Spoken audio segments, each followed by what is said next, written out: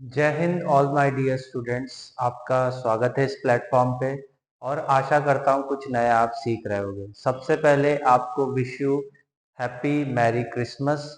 और आज 25 दिसंबर का टाइम है और आप सब इंजॉय करें, बट स्टडी के साथ।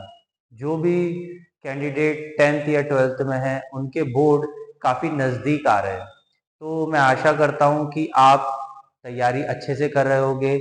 एनडीए का भी एग्जाम 21 अप्रैल को होने वाला है, तो जो भी बच्चे तैयारी में जुटे हुए हैं, जो भी जुड़े हुए हैं, वो बेसिकली अपनी प्रिपरेशन को जारी रखिए, क्योंकि अगले ही अप्रोक्सीमेटली फरवरी के अंदर मेंस भी है, जेई मेंस भी है, तो एग्जाम का माहौल आ रहा है।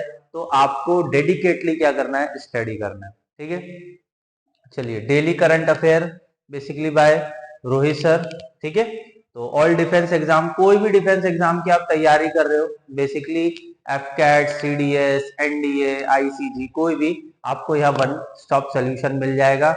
मुझसे जुड़ सकते हैं और मुझसे जुड़ने का एक ही फायदा होगा कि आपका सिलेक्शन और मैं पक्का करने की कोशिश करूंगा विथ माय नॉलेज। ठीक है, चलो बहुत अच्छा मोटिवेशन है। कैलेंडर हमेशा तारीख को बदलता है, पर एक दिन ऐसी तारीख भी आती है जो कैलेंडर को ही बदल देती है। बेसिकली आचार्य चाणक्य जी का बहुत इंपॉर्टेंट और बहुत रिलेटिवली मुझे बहुत अच्छा लगा ये कोटेशन, कि कैलेंडर तो हमेशा तारीख को बदलता है। ठीक है, कैलेंडर हमेशा तारीख को बदलता है, बट एक दिन ऐसा भी आता है जब कैलेंडर को ही हम बदल देते हैं। ठीक है, इसलिए सब्र रखे, वक्त हर किसी का आता है, बस मेहनत करते रहिए। तो आपको क्या करना है, मेहनत करना है और डेडिकेटली वे में करना है। अगर आपकी मेहनत में कहीं कमी रह गई तो बेसिकली आपको कहीं ना कहीं नाकामी या अनसक्सेस का भार उठाना पड़ेगा। ठीक है, आगे बढ़े। It's my detail. My name is Rohit Ranve, experience 6+ year, geography, history and polity. Experience in defence exam is UPSC, CDS, AFCATs, ICG वगैरह में। ठीक है, लेफ्टिनेंट फाउंडेशन कोर्स बेसिकली आप ज्वाइन कर सकते हैं। करंट अफेयर तो आपके सामने ही है। डाउट सॉल्विंग सेशन है, मुझसे डाउट कोई भी रहेगा आप पूछ सकते हो, और मुझे मेल भी कर सकते हो। मेल आईडी मैं आपको दे देता हूँ, अब आप मुझे मेल करो पर्सनली, रानवे रोहित 0@gmail.com। ठीक है, यहाँ आपको क्या करना है, मेल करना है और टेलीग्राम पे जुड़ना है पीडीएफ के लिए, ओपला डिफेंस। ठीक है, यहाँ मैं मिल जाऊंगा, पर्सनल मेंटरशिप, पीडीएफ, नोट्स वगैरह आपको सब मिल जाएगा। ठीक है, आई होप सो। ये मेरा टेलीग्राम ऑफिशियल हैंडल टेलीग्राम है, तो यहाँ आप जुड़ सकते हो, रानवे रोहित। ठीक है, आगे बढ़े। How are the forecast doing. देखो, आज जो टॉपिक है और जो मुद्दा है वो बहुत इंटरेस्टिंग है, क्योंकि बेसिकली संडे का न्यूज़पेपर में आया था, तो मुझे बहुत अच्छा लगा, तो मैंने डिस्कस किया। हमारे समाज में 4 वर्ण हैं।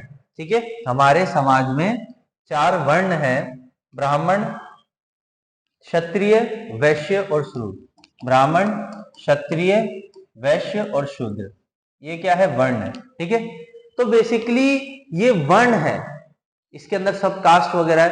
पर यहाँ बात हो रही है, हमारे जो फॉर्मर फाइनेंस मिनिस्टर रहे पी चिदम्बरम जी, उनने क्या बात करी है, 4 ऐसी कास्ट के बारे में जो कि आपके देश में क्या इंपैक्ट डाल रही है। ठीक है, अब वो 4 कास्ट क्या है वो हम देखते हैं। ठीक है, आपको समझना है, जैसे कि पहली कास्ट हमारी क्या है, पुअर।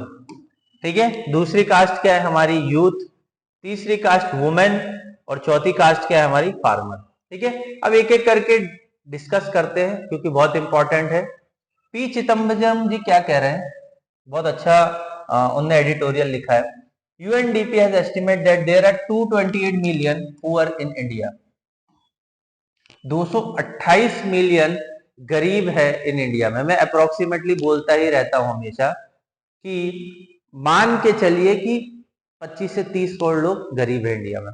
16% ऑफ द पॉपुलेशन, मान आप सोच सकते हो, 130 करोड़ की आबादी में 16% लोग गरीबी में जी रहे हैं। This is based on the very low poverty bar. Earning per person per month is 1286 रुपए इन अर्बन एरिया और rural area 1089 in rural area. ठीक है, तो बेसिकली जो एक आदमी पर मंथ कमा पा रहा है ऑन एन एवरेज, एवरेज की बात हो रही है, 1286 रुपए अर्बन में और रूरल में 1079 रुपए, thanks to liberalisation and the opening of the economy in 1991। बहुत इंपॉर्टेंट है, इकोनॉमी 1991 में लिबरलाइजेशन करी गई थी और उस समय जो हमारे गवर्नर थे वो कौन थे? Doctor Manmohan Singh. Many million escaped poverty but consider there the data points. The bottom 50% of the population need only 3% of the country acid and earn only 13% of the country income. जो टॉप बॉटम 50%, बॉटम मतलब basically नीचे से, जो नीचे से 50% लोग हैं उनके पास ओनली 3% ही कंट्री का एसिड है और they earn 13% of the country income. बताइए, मतलब वो यूज तो 3% कर रहे हैं पर कंट्री को दे कितना रहे? 13%। ठीक है, बहुत अच्छी बातें लिखी, देखेंगे। Among children 32% were under weightage, 32% under weightage मतलब उनके अंदर न्यूट्रिशन की कहीं ना कहीं कमी है। 19.3% वेयर द वेस्टेड, ठीक है, 13.5% वेयर स्टंटेड मतलब जिनकी हाइट कम है। Over 50% womens in the age group 15 to 49 were anaemia. मान लो डाटा एकदम सॉलिड दिया हुआ है आपके एग्जाम के प्रति, बात वो गरीबी की कर रही है कि हमारे देश में गरीबी किस लेवल पे है, हमको गरीबी से कैसे निजात पाना है। और ये फैक्चुअल डाटा है कि हमारी जो 50% से ज्यादा वुमेन है इंडिया के अंदर वो अनीमिया का शिकार है। अनीमिया मतलब बेसिकली ब्लड की कमी। The government found it necessary to give free ration of 5 kg per person for a month of 8.10। मतलब बेसिकली बात ये कर रहे हैं कि मोदी जी जो 5 किलो गेहूं फ्री में बांट रहे हैं 80 करोड़ पॉपुलेशन को, जिसका 57% ऑफ द पॉपुलेशन है, next 5 year this mean there is a wide spread malnutrition and the hunger. Basically वो कहना चाह रहे हैं कि 5 करोड़ 5 केजी आप बेसिकली क्या कर रहे हो? अनाज बांट रहे हो 80 करोड़ जनता को, तो भी अगले 5 साल में इतनी भूखमरी मरेगी हमारे देश में और माल न्यूट्रिशन फैलेगा जिसका अंदाजा नहीं लगाया जा सकता। ठीक है, आई होप सो। आगे आइए। According to the state of the work India report, according to the state of the working India report 2023, Azim Premji University and periodic labor force survey monthly earning of the three kind of the worker between 17 and 2017 to 2023 has stagnant in the constant price. This estimate only 16% of the population poor in the underestimate. Basically 2017 से लेके 2023 तक जो worker है, जो lower middle class लोग हैं, उनकी salary increment ना के बराबर ही हुई है। अब बेसिकली एक कॉर्पोरेट सेक्टर में 10 से 15% का क्या होता है? हाइक होता है, बट वो नहीं मिल रहा है 2017 से लेके 2023 तक। ठीक है, आई होप तो आपको समझ में आ गया होगा कि हमारे इंडिया के पुअरों की क्या हालत है, जिसमें वुमेन्स भी आ गई। ठीक है, बच्चे स्टंटिंग भी है, माल न्यूट्रिशन के भी शिकार है, काफी सारी चीजें। बहुत अच्छा लगा मुझे ये कोटेशन, इस वजह से मतलब ये जो एडिटोरियल है बहुत अच्छा था। यूथ, अब यूथ के बारे में देखते हैं। आप है, मैं हूं। यूथ में 1/2 of the Indian under the age of 28 year, मतलब बेसिकली आधा इंडिया 28 की एज के लमसम है। अकॉर्डिंग टू पीएलएस जुलाई 2012-23 और 22-23 the unemployment rate of the person of the age of 15 to 29 is 10%। अब देखिए 15 से लेके 29 साल के लोगों के बीच में 10% का क्या है? अनएम्प्लॉयमेंट, जिसमें रूरल मतलब ग्रामीण में 8.3 है और अर्बन में तो देखो भैया 13.8% है। मतलब 15 से लेके 29 साल के बीच में जो यूथ है हमारा, अर्बन में 13.8 है और रूरल में 8.3 है। इतना डिफरेंस और इतना मतलब अनएम्प्लॉयमेंट रेट समाज में कहीं ना कहीं क्राइम कमिट करने के लिए उत्प्रेरित कर रहा है। According to the state of the working India report, among graduate under the age of 25 year, unemployment rate is 42%। देख लो भविष्य आप लोगों का। हमारे देश में आप ग्रेजुएट कंप्लीट करने के बाद कितने परसेंट लोग अनएम्प्लॉयमेंट है? 42% लोग अनएम्प्लॉयमेंट है, उनको रोजगार ही नहीं मिल रहा है। The you are reduced as the graduate grew older and waited longer, but even among graduate of the age of 30-34 year, unemployment rate is 9.8%। जो बच्चे 30 से 34 साल में ग्रेजुएट हो रहे हैं, उनकी तो भाई पूछो ही मत, 9.8% अनएम्प्लॉयमेंट रेट है। ठीक है। The impact of the high employment is the internal migration and the rise to crime, violence and use of the drugs। देखिए मैंने यही बोला था, अगर जितना ज्यादा अनएम्प्लॉयमेंट मतलब बेरोजगार जो व्यक्ति घर में बैठा रहेगा तो उसका दिमाग में क्राइम्स भी तो बढ़ेंगे ना, क्योंकि भाई उसके पास कुछ काम करने के लिए ही नहीं है, घर वालों का प्रेशर, सोसाइटी का प्रेशर, इतना सब प्रेशर में वो क्या करेगा? बेसिकली क्या बात करिए कि ड्रग्स, उसके बाद वायलेंस और द क्राइम, इसके प्रति जागरूक होगा। The claim that the government will create 2 crore jobs a year. अब भैया कहां है 2 करोड़ जॉब? मुझे तो नहीं पता। 2015 से मोदी जी कह रहे 2 करोड़ रोजगार देंगे, मुझे तो आज तक नहीं दिखा। Turn out become the election jumble. ये वही कहना चाह रहे हैं, मोदी जी के जो जुमले हैं, मोदी जी जो कह रहे हैं कि भाई 2 करोड़ रोजगार मिलेगा हर साल, कब मिलेगा वो मुझे आज तक नहीं मिला। In the written reply to Parliament in July 2023, the government disclosed that there were 9,64,359 vacancies in the government in the March 2022। Government ने डिस्क्लोज किया है कि उनके पास वैकेंसी कितनी है? 9,64,359 वैकेंसी है मार्च 2022 तक। Government had no answer to rampant unemployment, jobless and the youth is walker that की अरप्ट एनी टाइम। अगर इसी तरीके से चलता रहा तो यूथ कब भड़क जाएगा आपको नहीं पता चलेगा। क्यों? क्योंकि जो बेरोजगारी एक ऐसा मुद्दा है हमारे देश में, क्योंकि हमारा देश बहुत बड़ा है, पॉपुलेशन बहुत बड़ी है, यही हम देख रहे हैं कि यूथ जो बेसिकली 50% अबाव है हमारे देश का, उसके पास रोजगार नहीं है। अब जब उसके पास रोजगार नहीं है तो वो क्राइम कमिट करेगा, ड्रग्स का आदी होगा, अल्कोहल का आदी होगा, बीड़ी, सिगरेट, तंबाकू इसका आदी होगा और कहीं ना कहीं क्राइम कमिट करेगा। गवर्नमेंट कोई डाटा रिलीज नहीं कर रहा है। ये जो डाटा है 2022 का है कि 9,64,359 वैकेंसीज है, पर वो कब फिल होगी पता नहीं। एक वैकेंसी आती है, एक वैकेंसी आती है, उसके पीछे बेटा 50,000 लोग फॉर्म भर देते हैं एक वैकेंसी के पीछे। आप सोच रहे हो कितना बेरोजगारी है देश में। जो बेरोजगारी का लेवल है वो दिन ब दिन बढ़ते जा रहा है। और मोदी जी क्या जुमलेबाजी कर रहे हैं? मोदी जी क्या कह रहे हैं? गवर्नमेंट क्या कह रही है कि सेल्फ रिलायंट बनो। भाई सब तो बिजनेस नहीं खोल सकते ना, सेल्फ रिलायंट बनो, मेक इन इंडिया बनाओ। अरे बेटा रोजगार तो दे दो। यूथ भटक रहा है, यूथ रोड पे बैठ रहा है, कब उनको रोजगार मिलेगा मुझे तो आज तक नहीं समझ में आया। एक एक वैकेंसी के पीछे 50,000 कैंडिडेट्स है, कैसे ये लोग पार पाएंगे मुझे नहीं पता।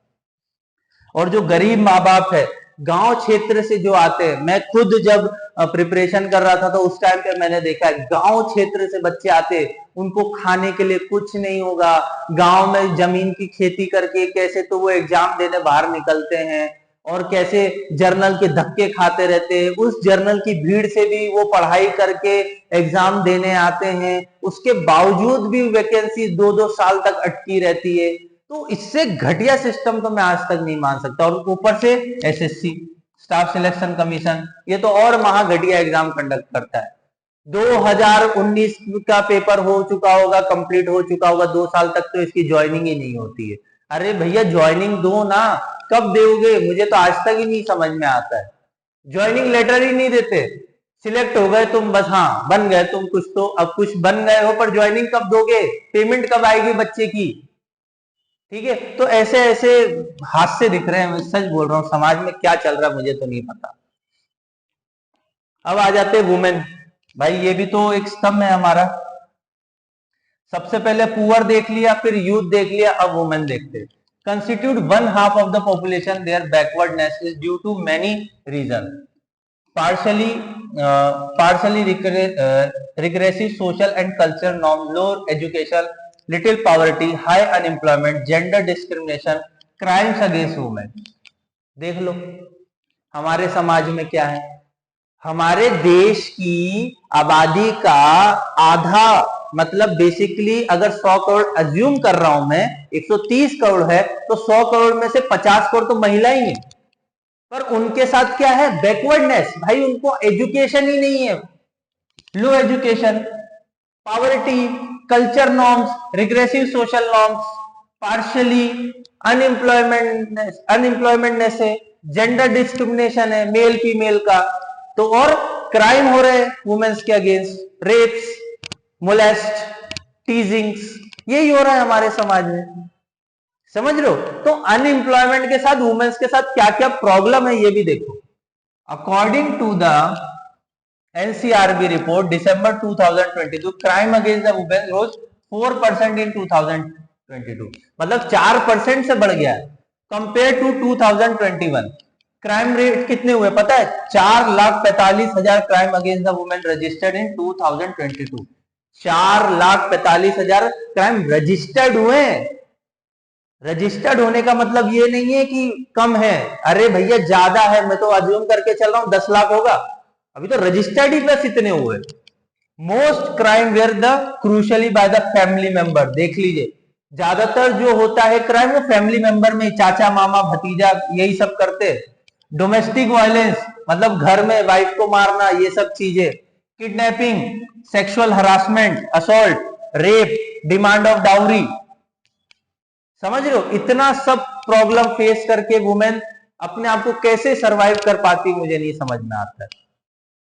Gender disparity and discrimination are found in every walk of the life, मतलब हर जगह हर कदम पे वुमेन को क्या दिखेगा? जेंडर डिस्पैरिटी, मतलब differences, specially in income. Male casually worker earn 48% more than the women and male regularly wage worker earn 24% more than the women. ठीक है, अगर महिला काम करने जा रही तो अप्रोक्सीमेटली 48% ज्यादा अर्न कर सकती है किससे? मेल से। अगर मेल कितना कर रहा है? 24%। Worker population ratio for urban area 21.9% as against the 69% for the men. Urban area, शहरीकरण में जहां जो वुमेन है वो 21.9% जॉब में है, तो उसी के अगेंस्ट में 69.4% ही मैन जॉब में। अब लिख लीजिए लेबर फोर्स में जो दिहाड़ी करते हैं, अर्बन एरिया में वुमेन सिर्फ 24% में है और मेल कितने हैं? 73% है। डिस्क्रिमिनेशन देखिए, मतलब समाज में जो वुमेन्स है वो क्या है? कम पार्टिसिपेशन कर रही है इकोनॉमी के लिए। According to the world bank 19.6 million women left the workforce between the 2004 to 5। Basically world bank का रिपोर्ट है 19.6 मिलियन वुमेन ने वर्कफोर्स मतलब काम छोड़ दिया है 2004-5 में, 2000 as compare to 11-12। Ignoring this disparity will mean that women will remain suppressed for the many decades, मतलब ये बताना चाह रहे हैं कि वुमेन्स अभी भी सप्रेस्ड है और भी आगे डिकेड्स तक ये सप्रेस ही चलता रहेगा। ठीक है, आ गई यहां तक चीजें समझ में? ये बहुत इंपॉर्टेंट जो 4 स्तंभ की बात करी है, 4 कास्ट की बात करी, मुझे बहुत अच्छी लगी है। अब आ जाते हैं फार्मर। फार्मर की तो बात ही मत करो यार, मैं तो सच बोल रहा हूं, उनके साथ तो क्या ही करेगा। NCRB data show that incident of the farmer suicide has remained high in the year between 2014 to 22, मतलब 2014 से लेके 2022 के बीच में जो NCRB का नेशनल क्राइम रिपोर्ट ब्यूरो के हिसाब से जो सुसाइड रेट है फार्मर का वो दिन ब दिन इंक्रीज हो रहा है। In the number of agriculture labour added, the number of suicide in 2020, 21, 22 where 10,600, 10,881 और 11,290 बेसिकली देख रहे इंक्रीज ही हो रहा है ट्रेंड, सुसाइड्स हो रहे हैं फार्मर के। Respectively, every year farmer produce a record-breaking quality of wheat and rice, evident by the burying stock and wheat and the rice in the central core। हर साल रिकॉर्ड तोड़ हमारी ग्रोथ हो रही है फार्मिंग सेक्टर में, but ये लोग suicide क्यों कर रहे हैं अब आगे जानते हैं। येट फार्मर रिमेन पुअर, क्यों गरीब है अभी भी फार्मर? भाई गरीब क्यों है मुझे तो अभी तक नहीं समझ में आ रहा। जब इतना ही धान उग रहा है, इतना ही धान गवर्नमेंट ले रही है, इतना ही उनके पास पैसा आ रहा है, तो फिर वो सुसाइड क्यों कर रहे हैं? When agriculture produce price are low, agriculture produce जो है वो क्या है, लो है। बेसिकली क्या है, प्रोडक्शन ज्यादा हो रहा है पर उनको रेट बहुत कम मिल रहा है। When price is rise, the BJP government routinely impose export restriction. जब प्राइस राइज हुआ था तो बीजेपी गवर्नमेंट ने क्या किया, एक्सपोर्ट को रिस्ट्रिक्ट कर दिया। The main reason of the plight of the farmer are small holding, rising input cost, insufficient MSP, and the uncertain market price. Import and export policy that are biased in the favor of the consumer, natural disaster, and insurance money that either absent for the deny. Basically इस तरीके के जो farmer होते हैं, farmer जो छोटे होते हैं, जैसे बेसिकली छोटी खेती कर रहे हैं, बीघा 2 बीघा 3 बीघा में खेती कर रहे हैं, तो उनका जो राइजिंग इनपुट कॉस्ट है वो ज्यादा होता है। उसके बाद insufficient MSP, minimum support price भी कम है। अनसर्टेन मार्केट प्राइस, कभी ऊपर हो जाता है कभी नीचे हो जाता है। जिस साल गेहूं की फसल ज्यादा हो गई तो प्राइस क्या हो जाएंगे, नीचे हो जाएंगे। इंपोर्ट और एक्सपोर्ट की पॉलिसीज कभी भी बदलती रहती है, इंपोर्ट करना है एक्सपोर्ट करना, उसकी पॉलिसीज बदलती है। और बायस होती है किसके प्रति, कंज्यूमर के, नेचुरल डिजास्टर, इंश्योरेंस मनी और एब्सेंट ऑफ द डिनाई। तो बेसिकली गवर्नमेंट को कहीं ना कहीं स्टेप लेना चाहिए कि हमें कहीं ना कहीं फार्मर्स की ओर बढ़ावा करना पड़ेगा। A happy farmer is a oxymoron. One saw the wrath of the farmer when the government tried to implement the farm law without the consulting them. मतलब 2019-20 का टाइम है, फार्मर लॉज लाए गए थे और किसी भी फार्मर से या फार्मर कमेटी से पूछा नहीं गया और मन चाहा लॉ कुछ भी लेके आ जाते हैं, तो कहीं ना कहीं इनकी तो हत्या ही हो रही है। ठीक है। Large section of the forecast are poor, unhappy, little faith in the policies and program of the Modi government.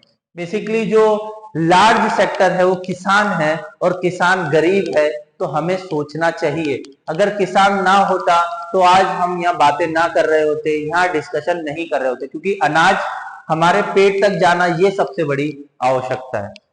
They know that the government lease in the favour of the rich. Government कहीं ना कहीं सामंतवाद की तरफ बोल सकते हैं झुकाव रखती है। There silence is not approve and acquiesce it because they are poor, enjoy little power and live in the fear. Basically जो किसान है वो गरीब इसीलिए है क्योंकि गवर्नमेंट का कोई सपोर्ट, सच बोलूं तो नहीं है। ये सिर्फ नाम की स्कीमें चलती है, काम उनका कोई नहीं आ रहा है। गवर्नमेंट कोई पॉलिसीज बना रही है, फार्मर कमेटी से तो कुछ पूछती नहीं है। छोटे फार्मर के लिए क्या नतीजा है, क्या पॉलिसीज है, फार्मर को पता ही नहीं होता। गांव में एक फार्मर इतना पढ़ा लिखा थोड़ी ना है कि हर पॉलिसी उनको पता चल जाएगी। और जो बीच वाले बिचौलिए होते हैं उनसे मिनिमम दाम पे खरीद लेते हैं, मार्केट में ज्यादा महंगे दाम में बेचते हैं। तो आप समझ पा रहे हो किस तरीके की प्रॉब्लम हमारे समाज में चल रही है। ठीक है, आई होप सो चीजें समझ में आई होगी, क्लियर हुई होगी। चलो अब कुछ गवर्नमेंट की पॉलिसीज देखते हैं, योजनाएं हैं। जैसे प्रधानमंत्री मुद्रा योजना, ठीक है, ये किस लिए लाई गई है? It was launch by the government in 2015। याद रखना एनडीए वालों, providing loan up to ₹10 lakh, 10 lakh रुपए तक का लोन मिलेगा non corporate, non farm, small micro enterprises को। ठीक है।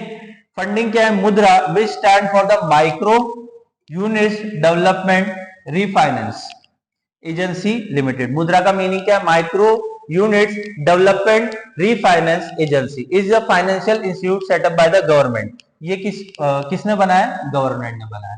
ठीक है। ये 10 लाख रुपए तक का आपको लोन देगी, जो कि सूक्ष्म लेवल में, छोटे लेवल में आप क्या करोगे, कहीं ना कहीं अपना बिजनेस स्टार्ट कर सको।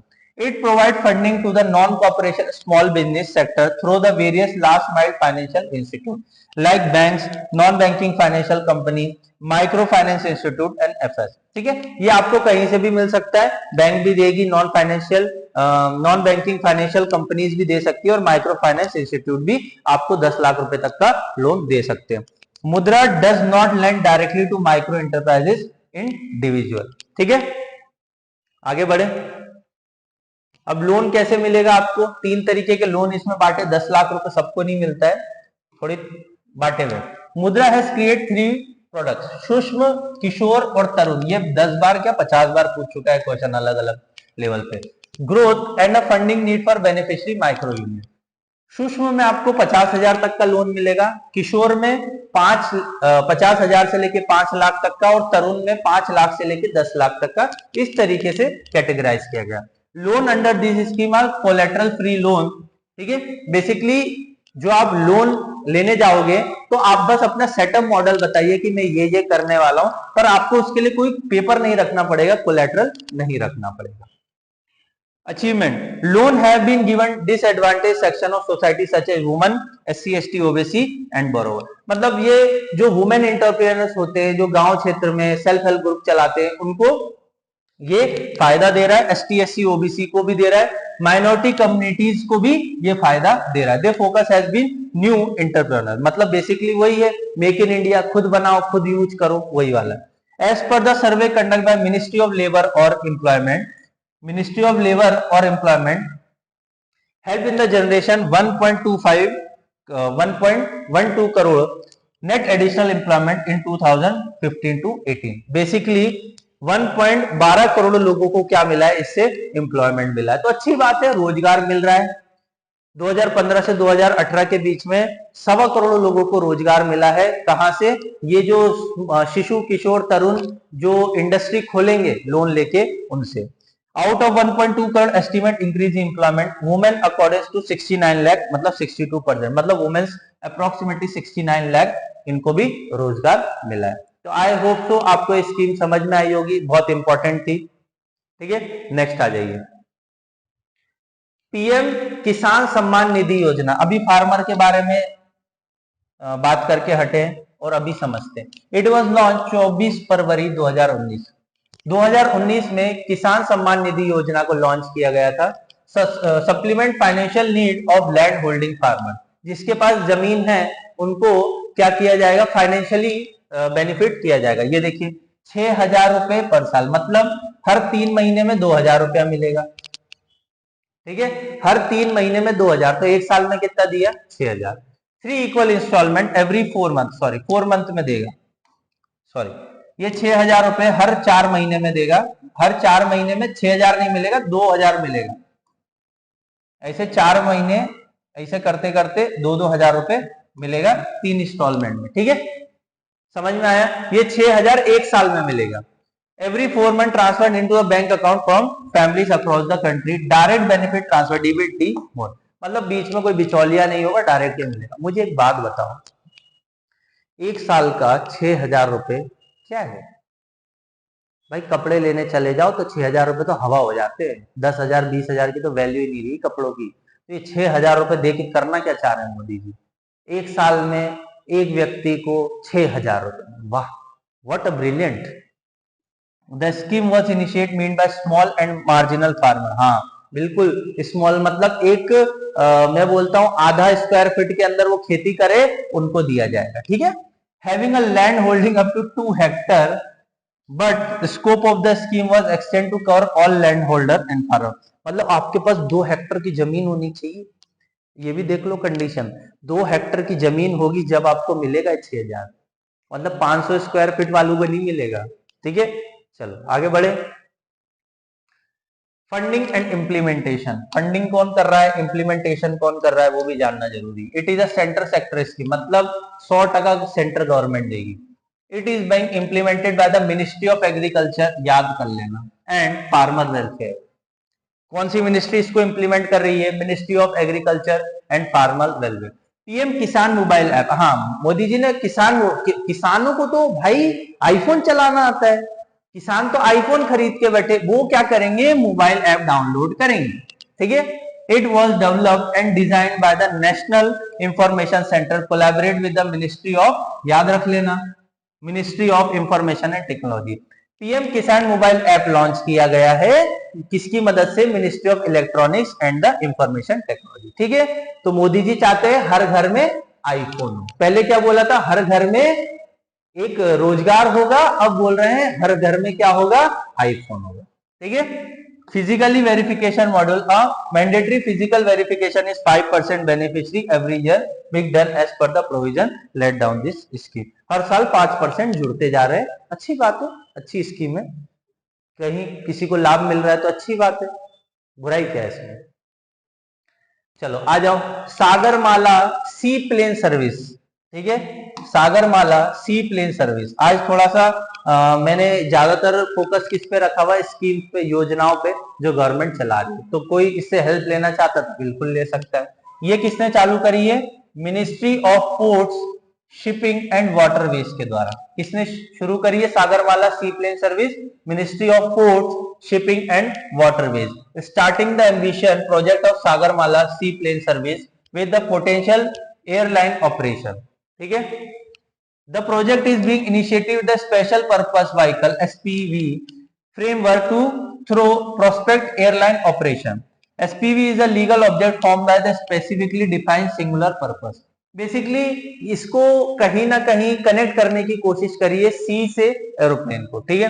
This project execution the implementation could be through Sagarmala development company limited which is under the administration control of ministry of ports shipping and waterway, ठीक है। सागरमाला जो है, आपको याद क्या रखना है, सागरमाला जो स्कीम है किसने चालू करी है, ministry of port shipping and waterway. The route was operate under the government subsidiary देश का आम नागरिक उड़ान स्कीम, ठीक है। बेसिकली हर एक गरीब व्यक्ति भी उड़ सकता है, प्लेन में बैठ सकता है, ठीक है। तो हाँ, तो भी मिनिमम 1500 रुपए तो देने ही पड़ेंगे मिनिमम। हाँ, देश का गरीब आदमी उतना कमा तो रहा नहीं है, पर 1500 रुपए उड़ने के लिए देगा, ठीक है। ये देखो लिस्ट ऑफ कोस्टल रोड्स, ठीक है, समझने की कोशिश करना।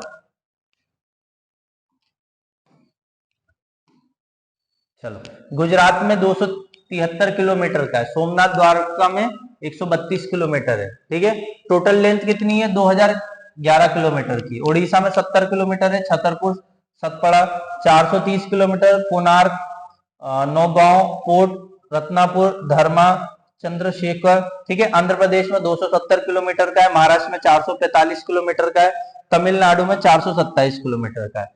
तो लिस्ट ऑफ कोस्टल रोड मतलब कोस्टल रोड के सहारे कितने रोड बने हुए हैं, तो उसका डिस्टेंस है ये।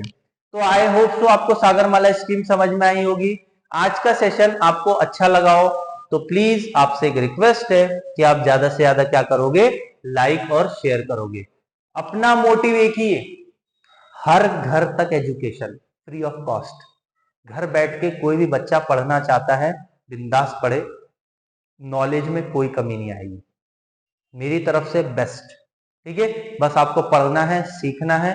और कोई मुझसे ऑफलाइन बैच ज्वाइन करना चाहता है, पढ़ना चाहता है, पर्सनली मिलना चाहता है, तो मिल जाइए। कहाँ, ओम फिनिक्स लर्निंग एकेडमी ओपला में, और अब एड्रेस क्या है, अपोजिट लोकमान्य तिलक हॉस्पिटल निगड़ी पुणे। और कांटेक्ट करिए इस नंबर पे और बोलिए रोहित सर से कांटेक्ट करना है, ठीक है। तो थैंक यू फॉर वॉचिंग। आपको अच्छा लगा हो तो लाइक और शेयर जरूर करना है, आपका इंतजार करूंगा मैं। Thank you all.